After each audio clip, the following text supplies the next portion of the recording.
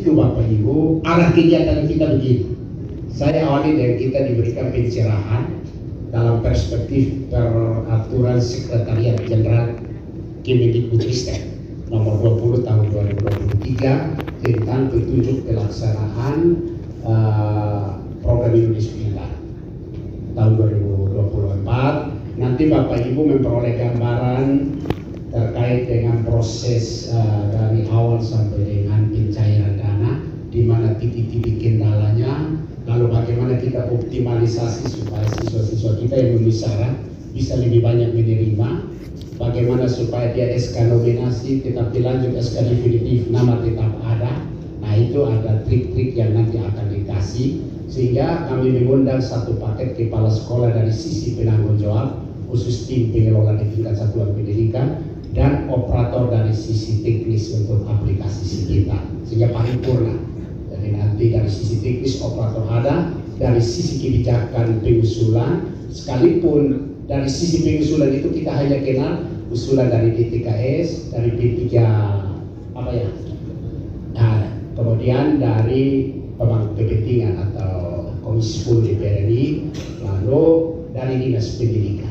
Nah, biasanya kami dikasih per tahun itu misalnya tahun 2024 belum keluar ya jumlahnya, belum, kira-kira belasan ribu lah begitu. Nanti kemudian baru kita teruskan ke sekolah-sekolah, Bapak Ibu usul nanti melalui aplikasi baru di approve oleh Pak Abe, tentu mengacu kepada kondisi real dari siswa itu secara normatif memenuhi syarat wajib atau layak menerima atau tidak, Bapak Ibu. Nah, itu nanti kita dengarkan sampai dengan kurang lebih jam 3 habis Bapak Ibu masuk dalam RTR. RTR itu adalah bagaimana tim di satuan pendidikan yang lebih banyak melibatkan wali kelas untuk berperan kita optimalisasi, dan itu masuk di dalam bagian integral instrumen monitoring oleh Bapak Ibu pengawas. Tapi nanti sebelum kita mulai, Pak Karis akan gambarkan kira-kira kita punya capaian 2023 seperti apa, kendalanya seperti apa, dan kendala itu kita perlu sepakat perbaiki untuk kita optimalkan program ini di tahun 2024. Nanti diawali dengan penyerahan hadiah. Kemarin SD sudah diliput itu dari sana. Mungkin yang 2 orang yang juara itu diundang di Metro TV di Kick End, pengawas pembina dan kepala sekolahnya. Pak Karis serahkan langsung. Printernya sudah ada, uang juga sudah ada. Pengawas pembina dengan kepala sekolah tampil, kita dokumentasi mengambil. Kemarin SD dari Kota Lama yang hampir bol 2035, 4-nya dari Webak 3. Anak muda yang sangat isip, luar biasa ya. Waktu kami sama-sama dia sampai Jepang juga yang dia paham, dia bilang. Nah, itu nanti begini Bapak Ibu. Itu begini, wujud bahwa kami komit menghargai prestasi Bapak Ibu. Itu satu bentuk bahwa bukan kami janji-janji saja.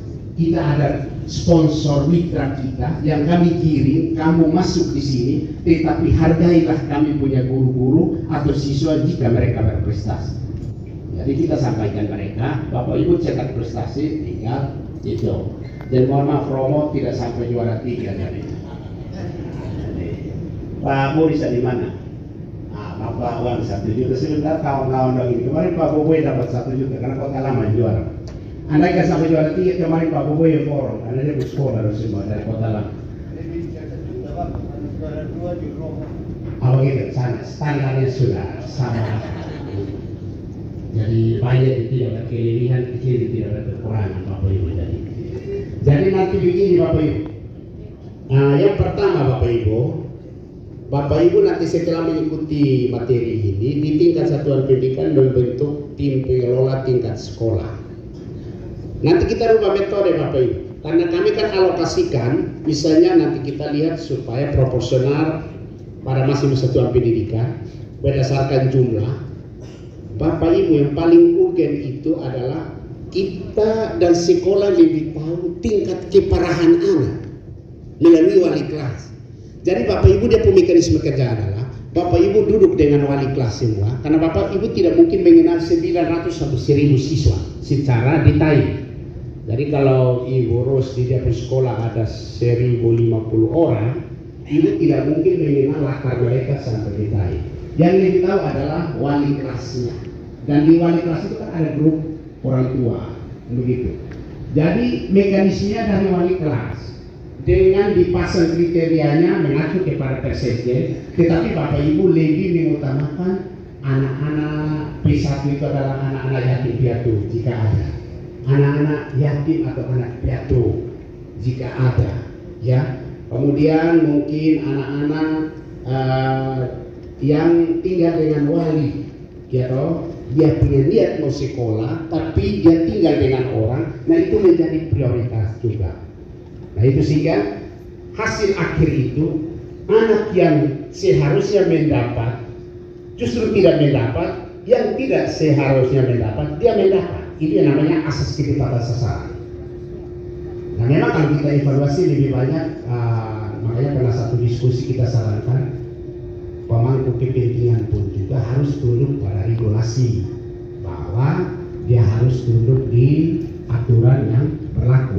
Hanya secara nasional sudah dikakui begitu, oh ya pemangku kepentingan sekian, dinas sekian, DTKS yang ditarik itu sekian. Nah itu sudah di plot begitu. Kita dinas juga misalnya tahun lalu berapa? 11.000 ya?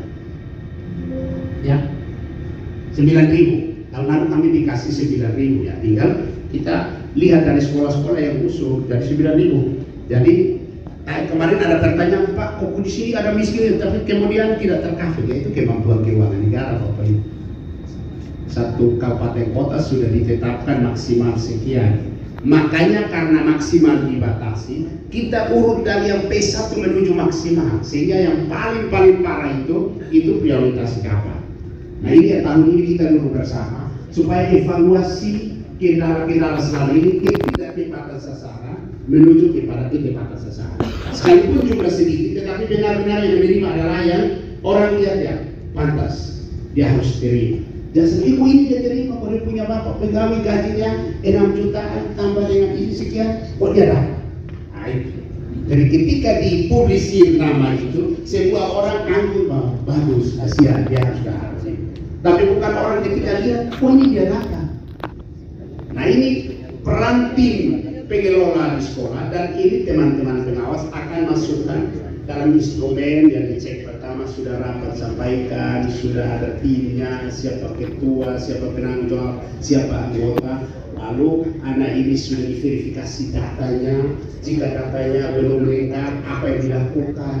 Nah ini kami sudah sepakat kemarin, banyak anak-anak yang memenuhi syarat tetapi data administrasi diri yang tidak lengkap.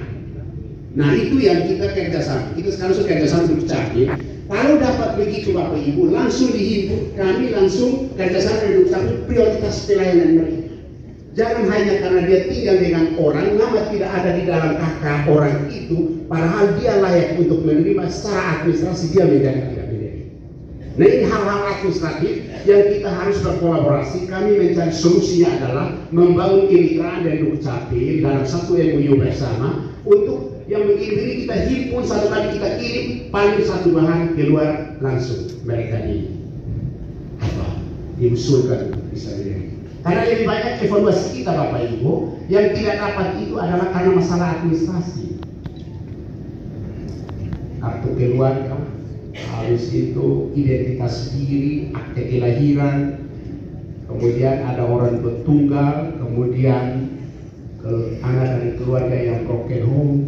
Nah itu kan tugas kita dinas berkolaborasi dengan Dukcapil untuk memenuhi persyaratan administratif yang dia belum penuhi, karena tidak mungkin dia pergi untuk urus. Nah ini yang kami angkat menjadi kegiatan utama di dalam program tahun 2024 ini, karena fakta di lapangan menunjukkan banyak sampai dengan 3-4 miliar kita kembalikan karena masalah satu Bapak aktivasi rekening. Coba bayangkan di sekolah A dia langsung tempel nama-nama anak-anak yang namanya ada di sini ya, yang kalau ini tolong aktivasi. Bapak Ibu pakai istilah aktivasi dengan orang tua buta huruf. Dia bilang, mama aktivasi. Mama juga ini pula jual sayur tidak laku, dia ikut sampai kata aktivasi dia tidak tahu. Ini problemnya di situ Bapak Ibu, istilah ke istilah. Yang menerima istilah itu tidak paham, tapi dia sampaikan, pokoknya ketidakpahaman berjemaah melanggar jalan terus. Akhirnya anak tidak aktivasi. Apa sederhana saja, panggil wali kelas, kepala sekolah panggil. Kamu punya berapa orang yang tahu? Oh ada 4. Coba cek, sudah aktivasi belum? Panggil orang tua, mana? Ini supaya kalau dapat terus pergi ke bank lapor bahwa saya punya anak ini, dia masih tetap sekolah di situ dan dia masuk di sini. Oke, aktif. Sederhana begitu. Nah, kalau kita umumkan global begitu Bapak Ibu, kan orang tidak berkepentingan lagi. Dia tidak tahu ada rentang waktu tanggal sekian sampai tanggal sekian adalah aktivasi, maka itu akan muncul di SK nominasi. Sekolah A misalnya 50 sampai SK definitif cuma 25. Loh kenapa cuma 25? Ya kan tengahnya tidak aktivasi. Itu problem praksis di situ. Dan ini saya angkat masalah ini menjadi program untuk pemecahan di tahun ini karena miliaran rupiah hak-hak anak dikembalikan oleh karena kurang optimalnya peran dinas dan satuan pendidikan. Disinilah dosa berjemaah kita di sini. Nah ini pertobatan berjemaah lewat optimalisasi peran.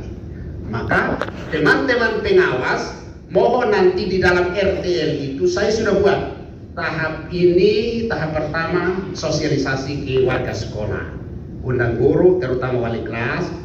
Bulan Februari kita akan usul, tolong wali kelas sudah punya data lengkap tentang siswa di kelasnya menurut latar belakang ekonomi. Oke? Sudah. Setelah tahap itu selesai, masuk ke usulan calon. Sudah. Saya terima dari masing-masing wali kelas. Coba undang dia datang. Oh, Ibu Vin, kau punya ini berapa orang? Ada 5 orang. Coba, ini kenapa? Oh, ini yatim piatu. Oh, ini yatim. Oh, ini orang tuanya sama sekali tidak. Begitu. Di ini. Oke, data-data dirinya sudah lengkap. Oke, tutup. Wali kelas ini punya. Ini punya. Begitu baru usulan kolektif oleh operator ke kami. Jadi dia waktu naik masuk itu 100% kelengkapannya sudah tidak diragukan.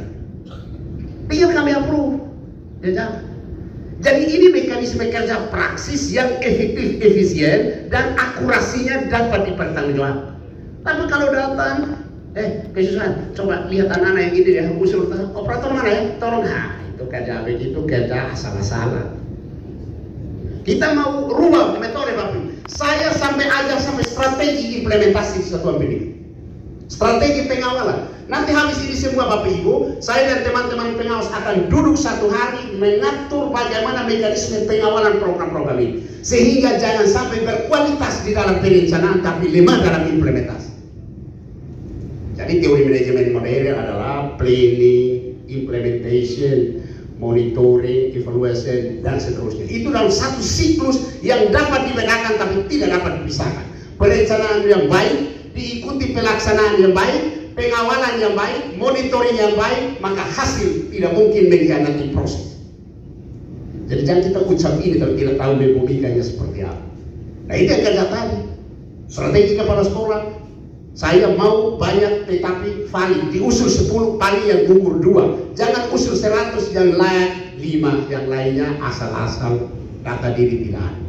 Nah ini tolong diikuti sesi materi nanti dari pusat layanan. Tanya yang masalah, tolong operator. Kemarin bagus operator SD itu, dia sampai kasih saran. Oh kalau mau lihat data ini di gini, dia sampai kasih namanya, sampai dipuji oleh orang pusat layanan Kemendikbud. Nah itu begitu Bapak. Jadi akhir dari kegiatan ini supaya Bapak Ibu ikut tahu nanti start ini finishnya di mana.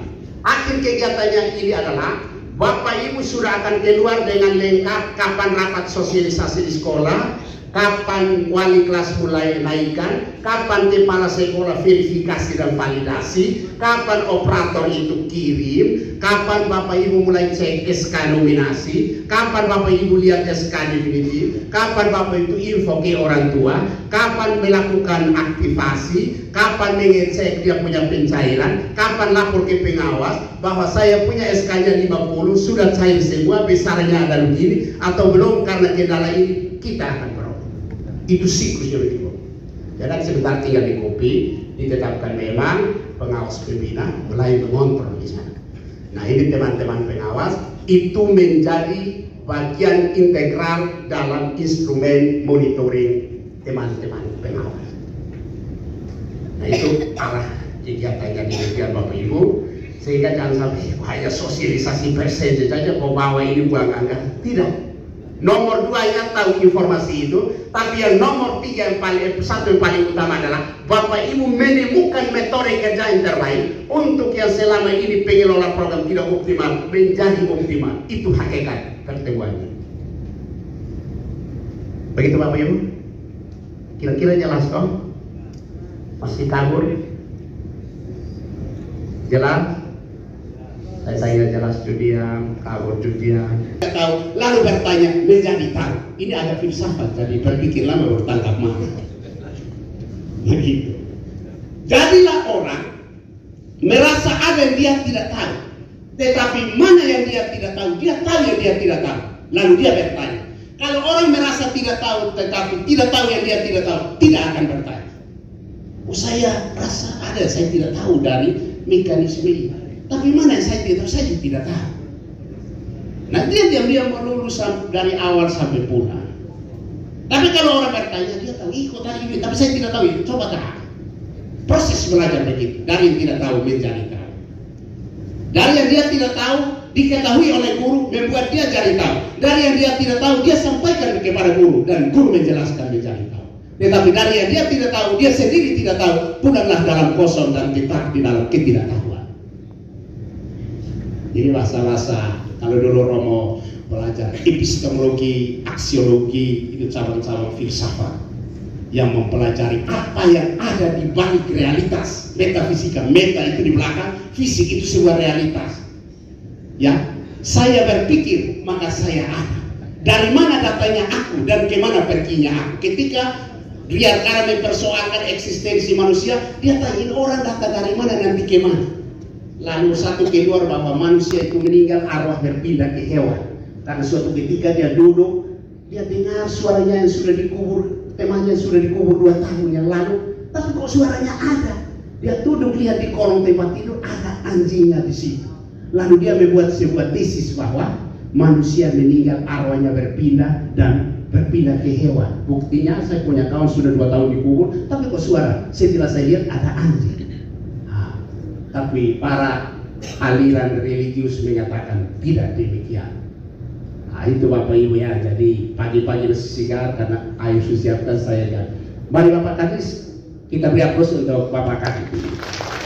Bukan pakai evaluasi dan refleksi untuk pelaksanaan program Indonesia Pintar. Mari Bapak saya hampir tidak kenal Bapak Sekar, saya sudah 1 bulan di Kristen tidak ketemu Pak Sekar. Mari Bapak.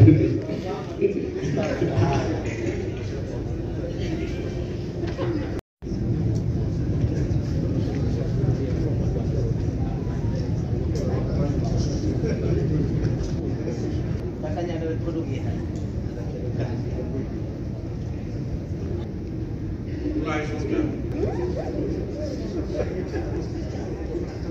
Posisi atau tinggal?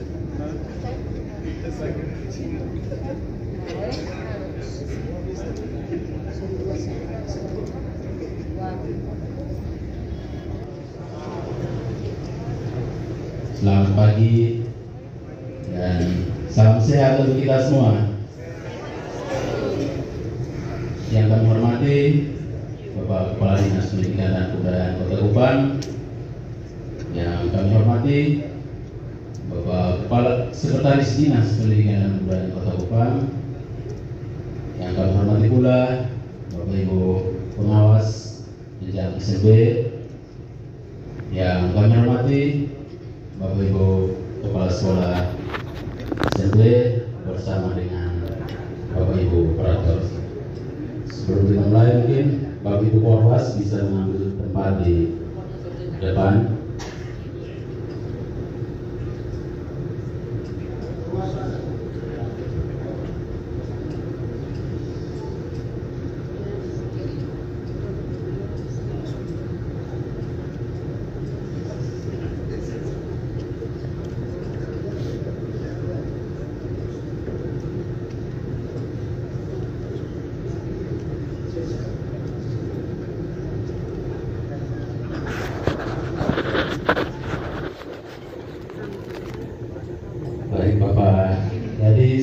Asep sambil kita mempersiapkan untuk memulai sesi yang pertama.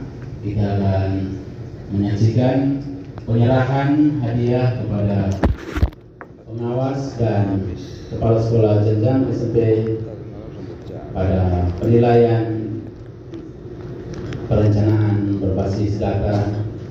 Soal nilai lagi, tapi bentuk kepedulian dinas terhadap teman-teman kepala sekolah, pengawas maupun guru termasuk siswa yang berjuang keras untuk memperoleh prestasi dini untuk pendidikan di kota ini. Maka untuk itu kami undang nomor 1, juara 1 dari SMP Negeri 1, Bapak Kepala mari. Kalau tidak ada kita pindah di juara 2 saja. Mari kita sambut Kepala SMP 1 dengan tepukan. Nilai 96 Bapak Kadis. Mereka memahami alur perencanaan berbasis data dan cara memahami rapor pendidikan. Pengawas pembinanya Bapak Moris silahkan, karena kita komitmen sekolahnya berprestasi itu tidak terpisahkan dari pengawas pembina. Bapak Kadis kami daulat sebuah printer untuk kepala sekolah. Ini printer sebagai kenangan Pak Kepala ketika digunakan. Ingatlah bahwa dalam satu momen di Krista Pak Kadis memberikan sebuah reward. Ya. Oke. Demikian juga pengawas pembinanya, uang senilai 1 juta Pak. Tanpa dipotong pajak, karena sumbernya dari kantor pribadi Bapak Kadis. Tidak mengenal PPH. Oke. Terima kasih. Kita ambil foto bersama dong. 2 orang di tengah, Bapak Kadis. Silakan mulai April kita mulai dengan kompetisi. Terima kasih. Kita lanjut dengan materi dari Bapak Kadis.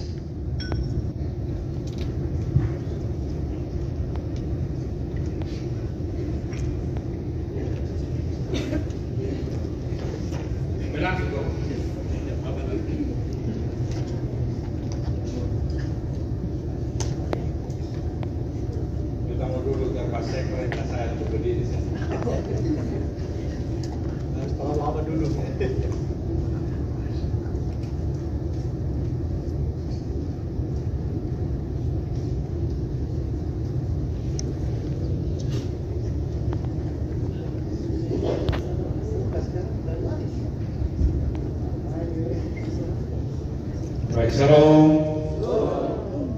Sampai. Assalamualaikum warahmatullahi wabarakatuh. Om Swastiastu. Namo Buddhaya. Salam kebajikan. Salam sehat untuk kita. Pak Sekretaris, Pak Kabindas,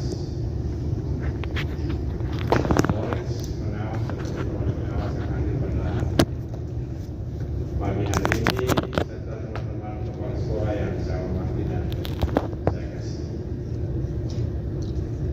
Sudah beberapa kali, ini kali ketiga kita di Hotel Kristal bicarakan beberapa hal, termasuk hari ini kita sosialisasi tentang PP. PP untuk tahun 2023 itu ada 6.347 orang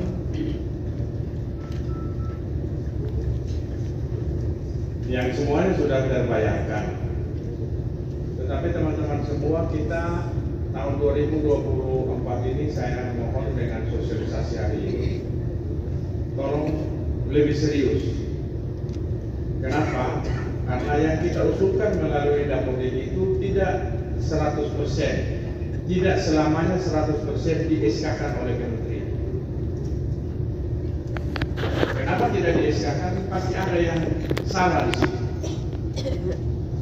Karena itu ada secara aplikatif, itu kan diminta untuk masukkan beberapa syarat. Ya, beberapa syarat. Nah, syarat-syarat itu kita harus isi secara baik. Kalau baik semua pasti dijawab semua. Tapi ada satu dua, misalnya kita usulkan 47, di SK-kan itu hanya 47-nya tidak. Itu pasti ada yang salah sih, 7 orang itu.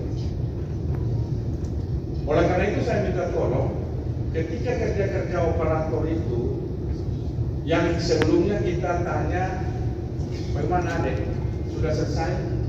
Siap sudah Bapak? Nah siap sudah itu kita tidak bisa seperti tahun lalu sama dengan selesai benar. Anda tolong bawa laptop dan kasih tunjuk saya 47 orang. Nah di situ kan pasti ada yang masih merah. Kalau merah itu berarti memang tidak akan disiapkan. Dicek merah ini kenapa? Sebelum deadline waktu yang diberikan, misalnya tanggal 1 Februari, misalnya deadline untuk kita kirim nama-nama. Seminggu sebelum tanggal 1 itu kita sudah komunikasikan baik dengan operator untuk meyakinkan bahwa memang 100% data-datanya itu sudah valid. Kalau belum, maka kita masih punya waktu 1 minggu untuk memanggil anak itu 7 orang, saya bilang tadi 7 orang itu, untuk kemudian mereka lengkap. Mungkin ada, apakah kakaknya belum ada atau KTP orang tuanya belum ada. Itu dilengkapi. Ini contoh saja. Yang paling tahu tentang administrasi PP itu kepala sekolah dan operasi. Nah ini teman-teman semua yang kita harus lakukan. Nah saya punya kawan Pak Abe yang akan kontrol secara keseluruhan. Mungkin sekitar 2-3 hari kita akan melalui Pak Kabin Dinas, kita akan minta informasi daripada kawan-kawan kepala sekolah bagaimana PIP. Kalau bilang sudah, SMP 16 bilang, Bapak sudah selesai. Abe lihat, SMP 16 selesai, valid semua. Ternyata ada satu yang belum. Komunikasi antara Pak Kabin dengan Pak Kepala Sekolah SMP 16. Ini ada satu yang belum. Tolong, ada kurang ini. Nah, ini yang teman-teman semua selama ini kita tidak kerjakan. Kawan-kawan kepala sekolah hanya terima laporan oke. Kadis pendidikan juga ketika ini juga tidak ada konfirmasi dengan kepala-kepala sekolah. AB juga terima kenyataan saja bahwa Bapak SK begitu nanti mau bikin donat. Tidak. Saya selalu bilang dengan AB dan Bapak, tidak ada SK itu tiba-tiba dia turun dari langit sana. SK itu kita yang usulkan. Kenapa 100 orang keluar hanya SK 90 orang? Itu karena kita punya kewenangan. Tidak bisa menyalahkan orang pusat. Aplikasi itu harus 100% syarat-syarat. Makanya saya bilang Pak Abe proaktif untuk lihat semua sekolah, baik SD maupun SMP. 1 minggu sebelum deadline, ini deadline-nya kapan Pak Abe? Verifikasi 31 Januari. Verifikasi terakhir atau? Verifikasi Dapodi. Dapodi. Kita sudah punya waktu yang terbatas ya. Tanggal 3. Makanya pulang ini saya minta teman-teman semua harus langsung eksekusi, langsung action. Tidak bisa atau tidak Pak Abe kontrol. Tidak bisa Pak Abe juga mengharapkan data dari sekolah-sekolah saja dianggap selesai. Harus Pak Abe kontrol. Ini teman-teman sekalian yang perlu kita lakukan di tahun 2024. Ada beberapa masalah kita ya, kendala kita. Misalnya identitas siswa yang tidak lengkap. Nah ini pasti merah. Saya memohon kepada semua kepala sekolah ya. Ini negara memberikan kepada siswa yang patut kita bantu. Memang tidak ada rupiah untuk kepala sekolah. Tapi ketika kita bisa urus, kemudian siswa itu dapat dan dia senang, itu menjadi berkah sendiri bagi kepala sekolah dan operator. Ya. Kemudian Peran dinas yang saya sudah bilang itu masih sangat kurang. Kelas 1 dia dapat, kelas 2 dia dapat, kelas 3 dia tidak dapat. Atau SMP. Dari SD itu kan kita harus bawa data itu ke SMP. SD dia dapat, SMP tidak lulus, dia tidak dapat di kelas 1. Tidak boleh. Makanya ketika siswa baru masuk itu langsung petakan memang. Langsung petakan memang. Mana siswa-siswa yang dapat beasiswa PIP di SMP 1, di SMP 2, SMP 3, atau SMP swasta lainnya? Mana? Nanti orang kasih identitas. Atau kalau memang misalnya servisnya Pak Okto dan Pak Abe lebih bagus, siswa-siswa kelas 6 itu yang dapat PIP dikirim semua kepada sekolah-sekolah SMP. Itu lebih bagus servisnya. Tinggal kita lanjutkan di SMP. Pak Abe catat untuk itu dilaksanakan Pak Okto untuk tahun 2024 siswa-siswa kelas 6 SD yang dapat PIP itu semua nama itu harus ada di kepala sekolah masing-masing. Supaya langsung dilanjutkan. Saya harapkan begini ya teman-teman, kalau dia sudah tiba-tiba dia punya bapak dapat Polkasko, dapat kupon putih, tiba-tiba bisa bikin rumah tingkat itu lain-lain. Tapi kalau dia masih statusnya sama, maka itu tolong dengan hormat untuk bisa mengurus anak-anak itu di SMP Bapak Ibu Saudara sekalian. Dan tahun ini saya minta untuk Pak Okto dengan Pak Abe itu proaktif, tidak bisa menunggu. Harus kita yang memulai. Memang ada lagu, siapa yang memulai dia yang akan akhiri.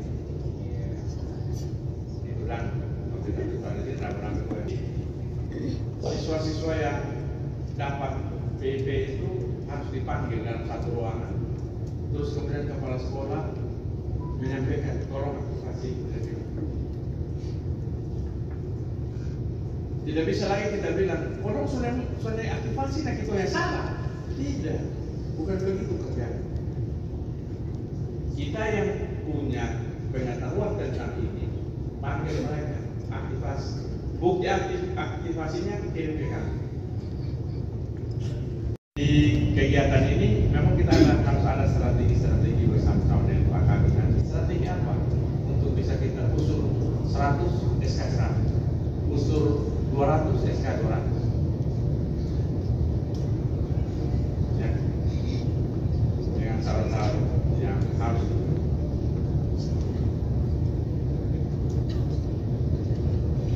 Dan tadi saya sudah bilang optimalisasi terkait peran-peran kita masing-masing. Jadi dinas tidak bisa tunggu saja operator bikin terima kasih, tidak bikin terima kasih, tidak ada.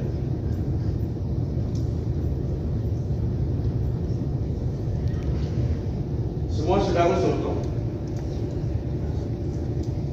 Semua sudah usul. Siswa untuk terima PIP sudah?